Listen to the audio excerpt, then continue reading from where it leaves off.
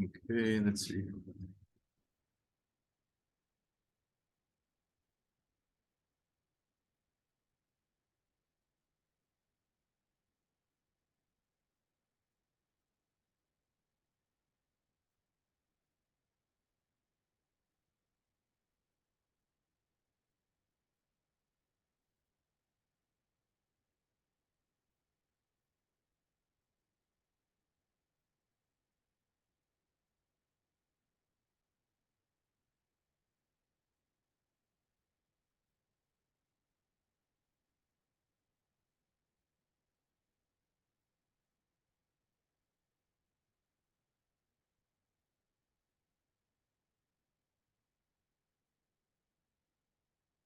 Okay, so the first one, at least from chapter 6, uh,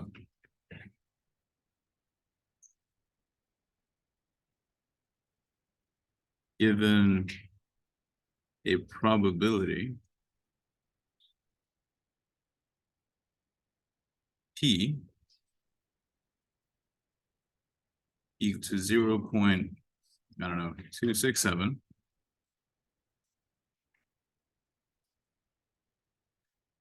for some trials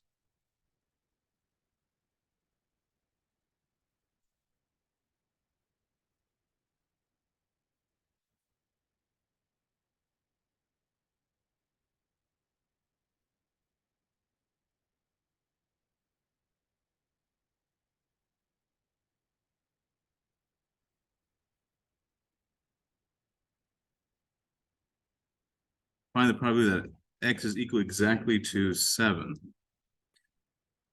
given that N is 12.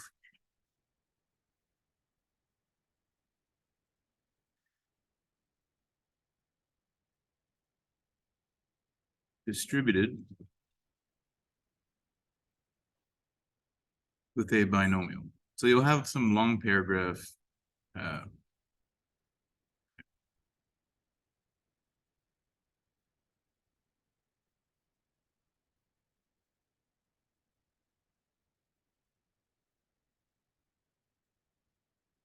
So they'll tell you there's some trial, success rate is P. And they'll ask you, what is the probability out of 12 that, or out of whatever, X is equal to 7, exactly 7. Okay, so that was the binomial formula. Do you remember? You can use your Excel, StatCrunch, or your calculator. It'll calculate X equal to 7, okay, or 10. Now, let me see if I have a formula somewhere.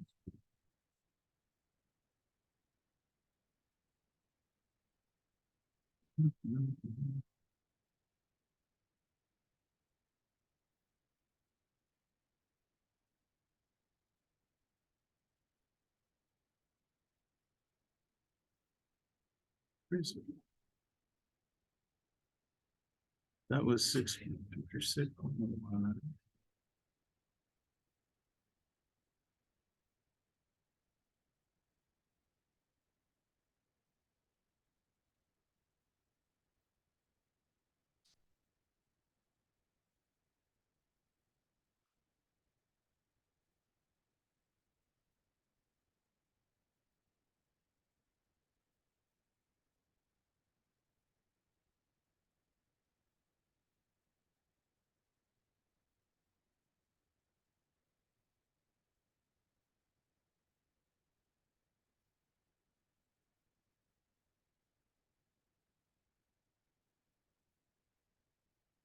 Here it is.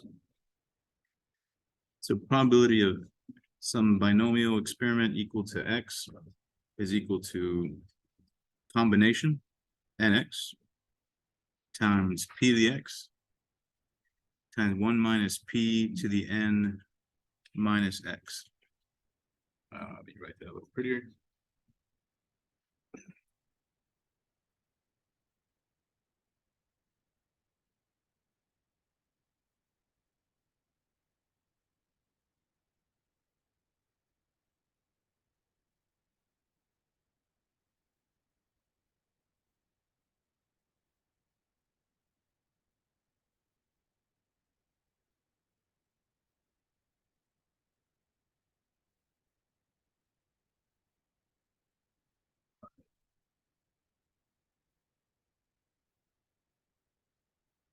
Yes.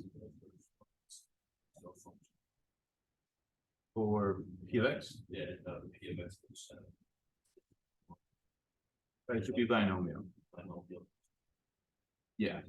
So there's a cumulative and then there's a exact.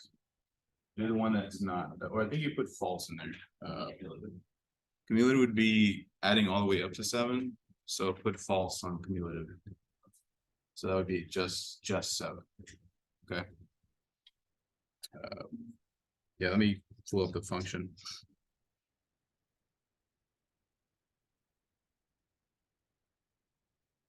So we said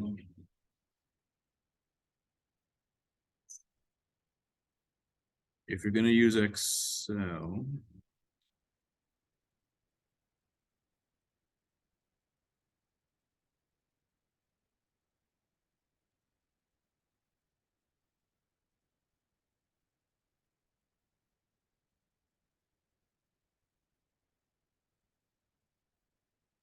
use true. So type true here in Excel. If X is less than or equal to some number, like if it said, what's the probability that you'll have 7, at least 7 or 7 or more, or 7 or less? You want to use this one, 7 or less.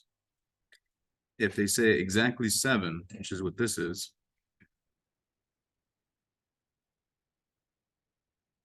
use this function. The same function, just put false.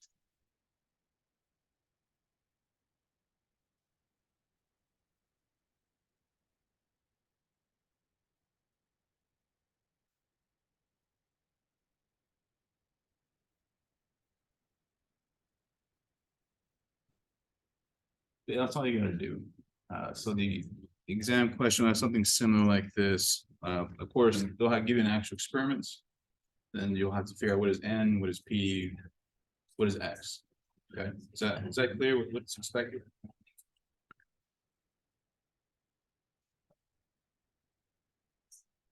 I think that's all you need for first question or two.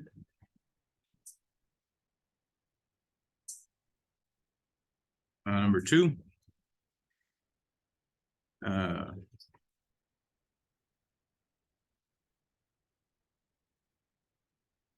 Understand the normal distribution curve.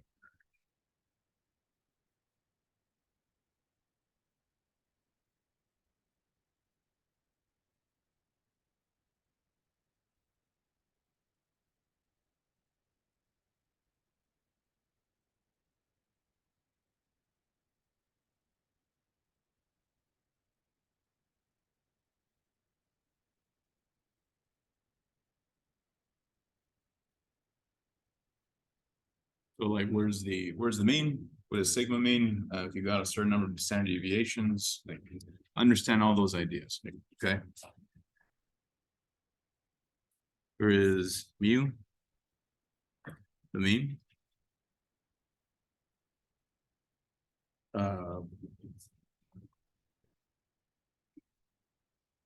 Be able to identify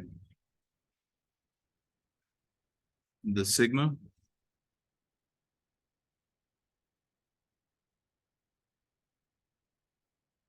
All this using the graph. That makes sense? So if I give you a bell curve, can you tell me where is the mean usually or always? And if I give you points on that curve, can you tell me how much your sigma is? And yeah, that's about it. Is that clear? Okay, so just look over the curve. Pretty sure I wrote notes on there. I think I drew a horrible picture as well somewhere. Okay. Number 3. Solve probability problems. Similar to number 1, but using the normal distribution.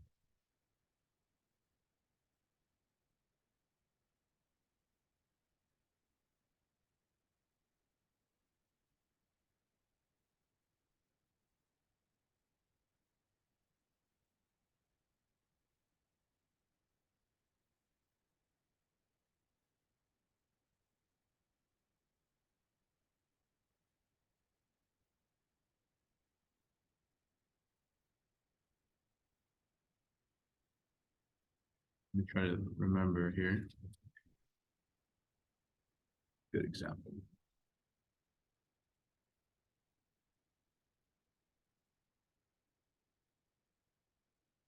So given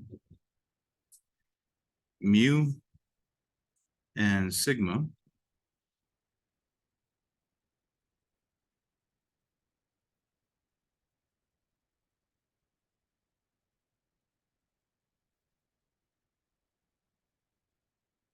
be able to find the probability of x less than some number, or probability of x greater than some number. I don't think we'll do equal to.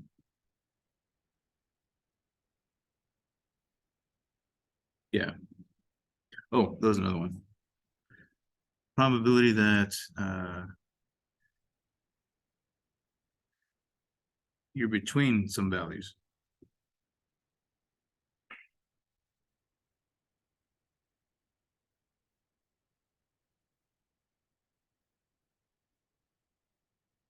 Just making up some charts, some variables here. Yeah.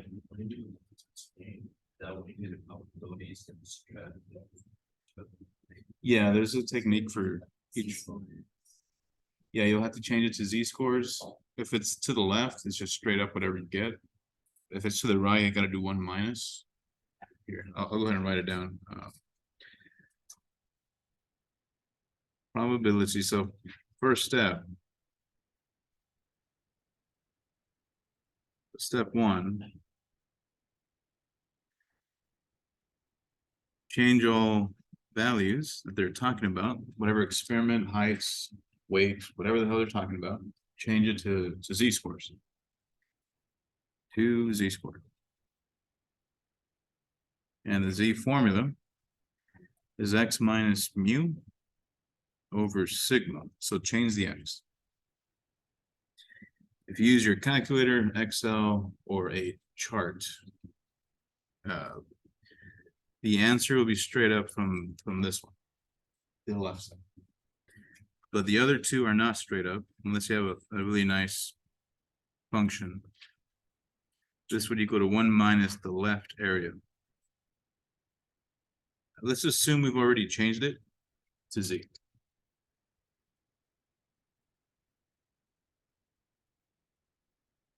Okay.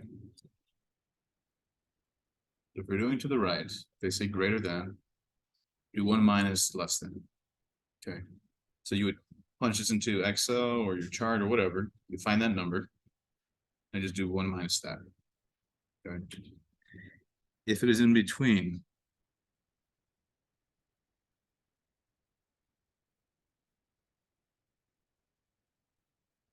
let's say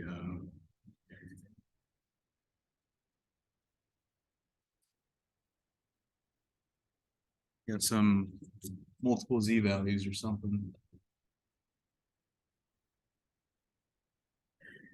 That is equal to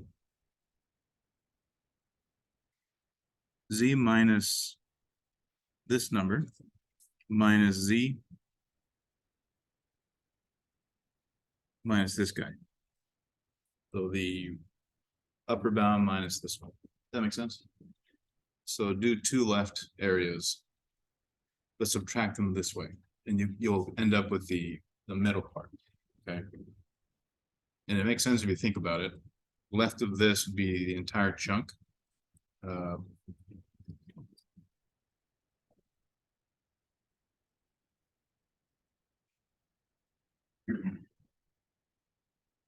Right, do you remember what the z-score was doing, the probability stuff?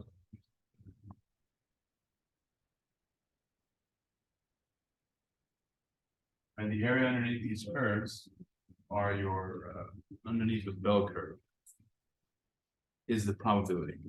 So if I do, let's say I have x2 over here and x1's over there, and I want to find this chunk.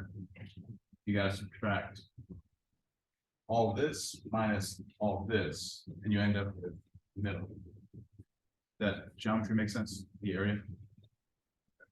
Make sure that's obvious. If not, let me know why it has to be this way. But anyway, Excel will give you these two. And that one. So you'll be good. You can also do, if you do stack crunch, I think it automatically does the center part.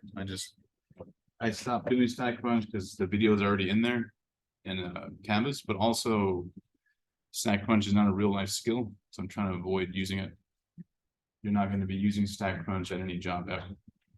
Okay. You will use Excel at some point. It's gonna happen. Okay. Anyway, you guys cool number 3 is that you know what to expect? All right. We did a bunch of examples. Here's some details. Okay.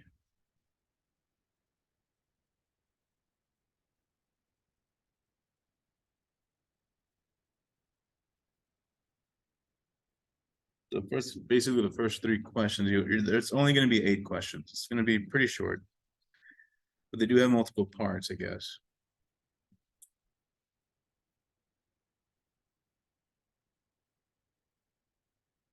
Let me find some more notes.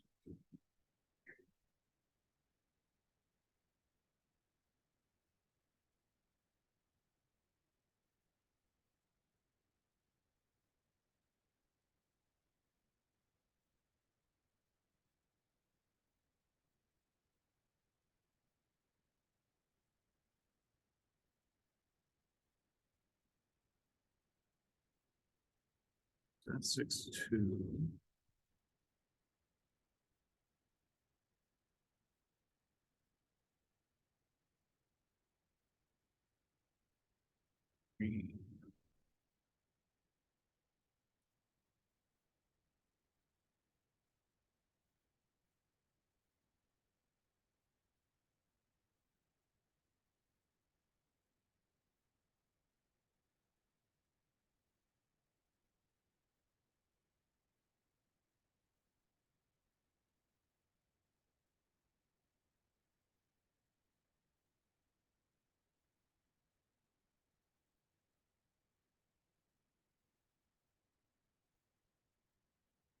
Is it?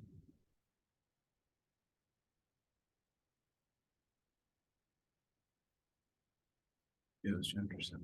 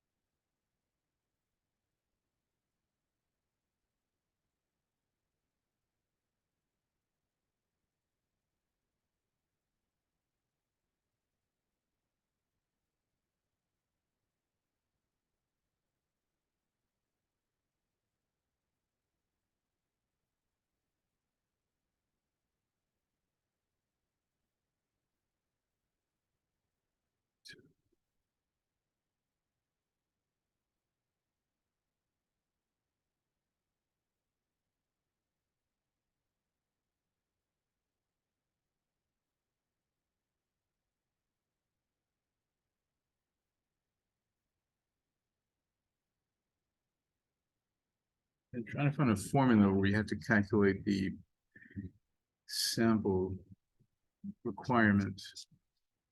Give me one moment. Sorry. I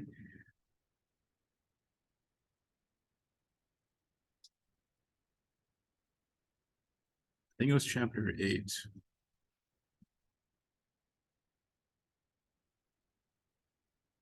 Yeah.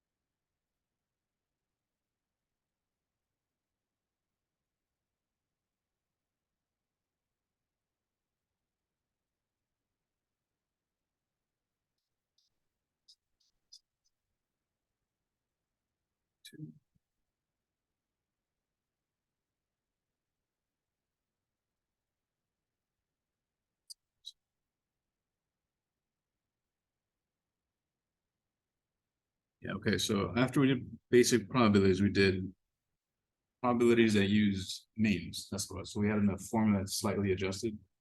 So we had to find a z-score for x bar. Do you remember? I'm gonna do it in the next page. So very similar stuff. Like all the work will be the same. You just need to change how you find z. So part 4.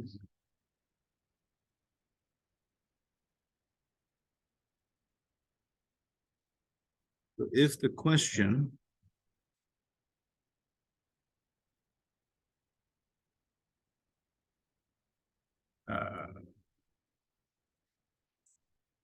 mentions probability of a mean or x bar,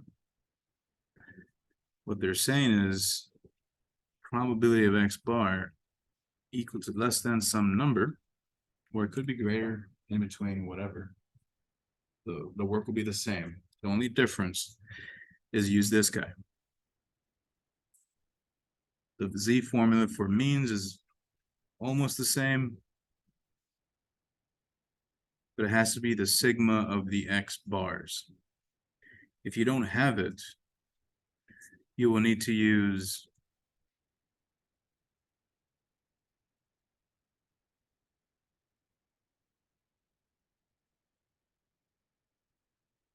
this one. Use the overall sigma, but you have to divide by square root of n. Okay. So it's still the same work. You still use the z distribution formula back here. Same thing as this. Just change how you find z. So as soon as you hear probability of means, use this. Is that clear?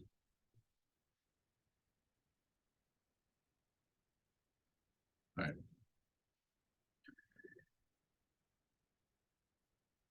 So you have like a few questions, one question on this with multiple parts. Yeah. So when you use one or the other, So if they straight up tell you that you have the standard deviation of the means, then you just plug it in. But if they don't say that, they just give you an overall, then use this one. Okay. But they have to give you, as you can see, the overall mean of the x bar.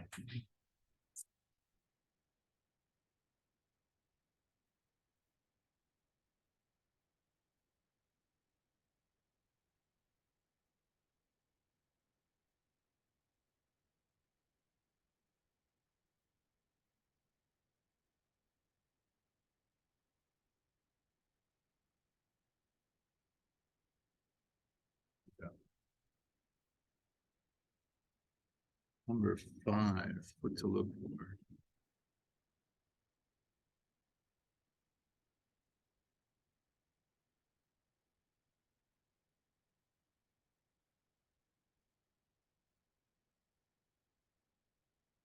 So number 5 is probably using proportions. Let me look up those formulas real quick. I believe that was 8.2. Yeah. So if they tell you the probability of some proportion, which is p hat, less than or equal to some number, you will have to change it to a z as well.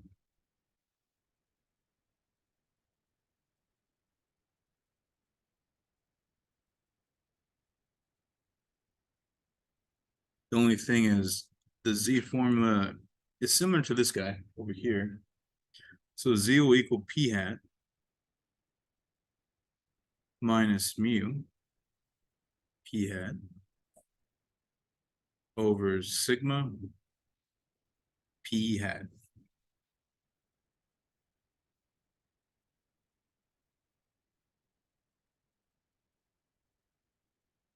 But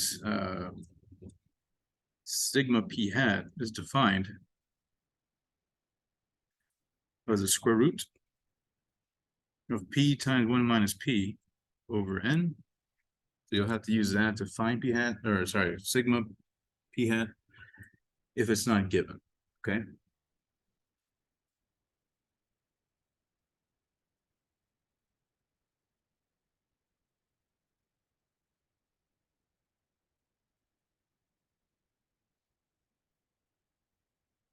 I gave you like requirements for using this distribution.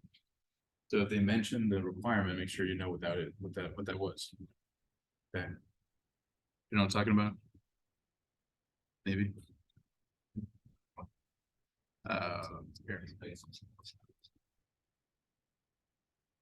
So the fact that we're able to use the Z-score again and again is because given enough sample size, the distribution becomes bell-shaped. Once it becomes bell-shaped, you can use all these ideas of Z stuff, which is coming from normal. So in order for it to approximately be normal, this has to be true. This is a requirement.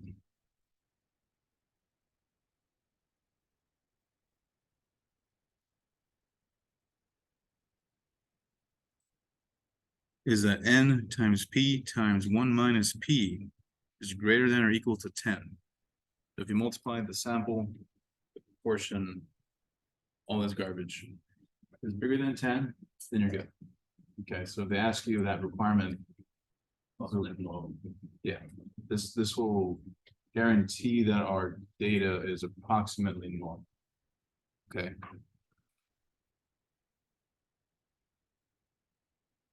So we have a lot of tools if it's normal. So we try to approximate different data sets to that curve, but you can't do it to all curves, but these you can. Less than 10. Yeah, it would not be normal, so you can't use the Z. I don't know what it is. That'll be depending on, you could look at the standard deviations, that should tell you. You can also plot the distribution.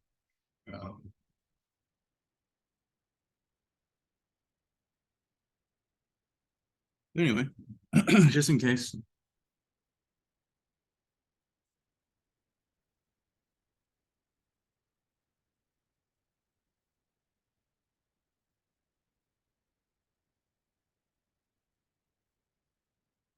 Be able to find hat.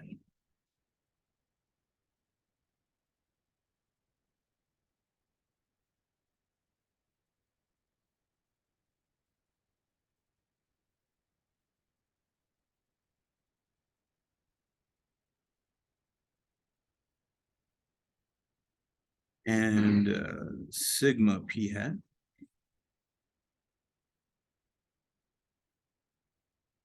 I think the requirement comes up in number 6.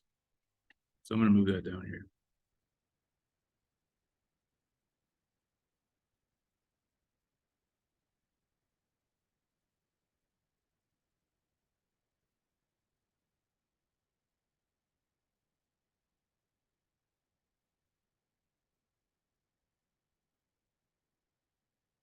But as I said before in the notes, this is the requirement for it to be approximately normal. So they're going to ask you what that number is. And is it in fact greater than 10?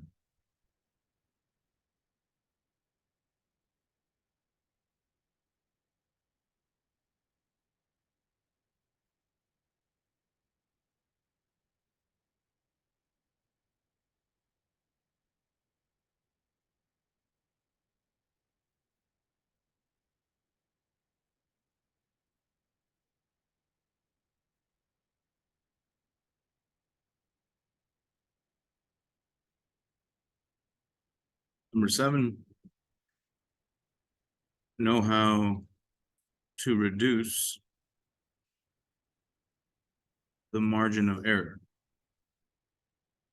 So just make sure you read about margin of error and understand what affects it.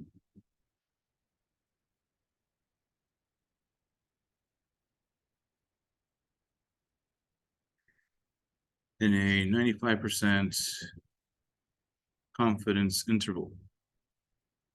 But in general, I think it's in the notes or in the book. Please look into this. If you don't, you'll miss an easy question. Number 8.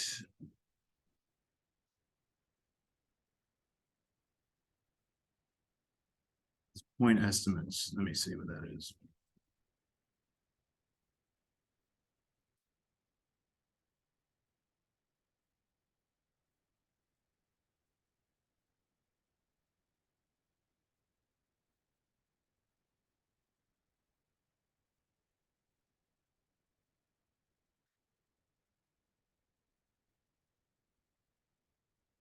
Be able to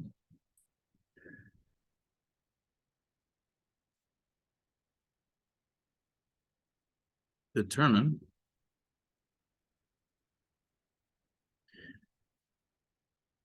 a point estimate for the mean, population mean,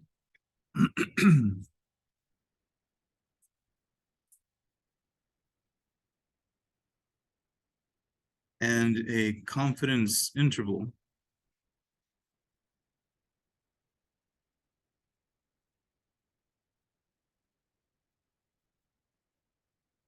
for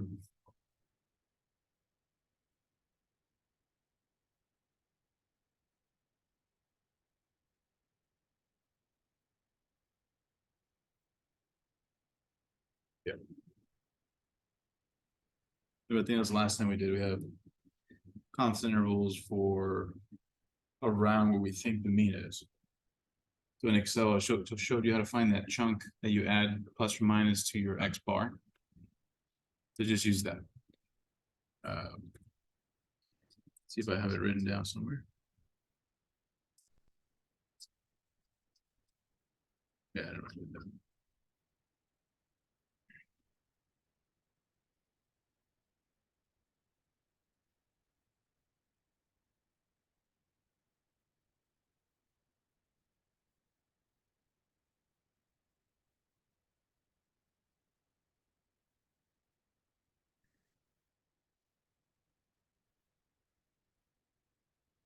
I guess we should say for the constant interval, make sure you can do 95 and 99%.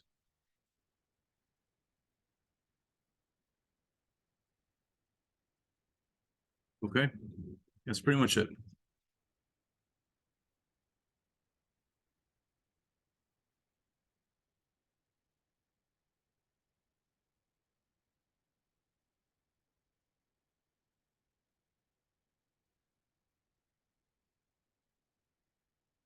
Where it's open notes. You have the entire class period on Friday. Okay. I recommend consolidating your notes so you're not looking through everything. And look up the stuff I mentioned to save time because the class period is very short. Do you have any questions or concerns?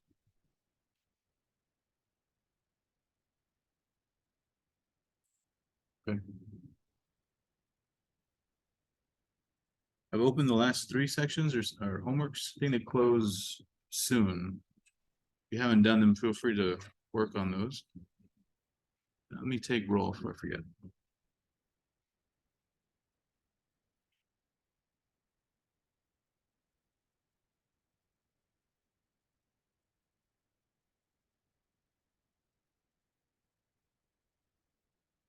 Okay. Dylan, Isaac, Sonia, Jalen, Bianca, Christabel, Antonio, Elizabeth, Amanda, Kaylee, Addison, Caitlin, Clarissa, not here today, Sebastian, Abigail, Giselle. Mariana's not here today. Jennifer. And Emma. Okay. All right, guys. That's all I have for you for today. If you want to stick around for a bit, you can. If not, it's all good. I'll be upstairs at about 10:30-ish if you need anything.